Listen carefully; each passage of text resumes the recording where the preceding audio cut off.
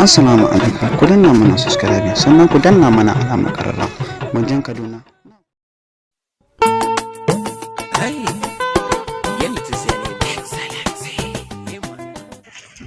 Yala nan gidan zaki shiga kice ana kiran Jidda.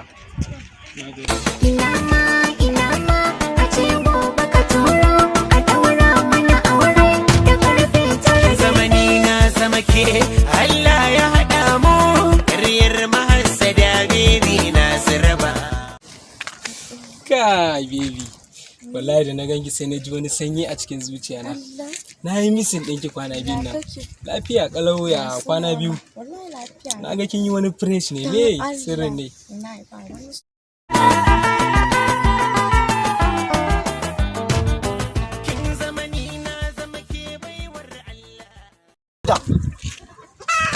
Allah tafi ina nan a cikin ɗaki ni je ka ina nan a To zaki mun wulakanci ne saboda je wannan kai ina nan a cikin tukunya. Ita hobi wasa wasan ƴar balbela.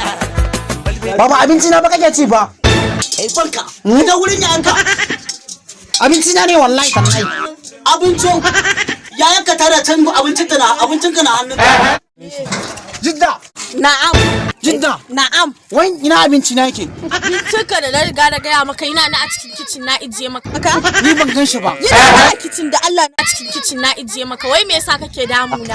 To ni ban ga abincin ba. Dalla ina nan a cikin kicin na cikin tukunya a kicin na ijiye maka. Wani abincin ma ga can ba mai yasa da kunya ke na kanka da hadda kan zo ga yana ta ci. Wani baban yaushe baban ya zo Baba shi. yana nan a ciki zo ki gan shi. Na rantsa da Allah ki zo ki gan shi. Ka ce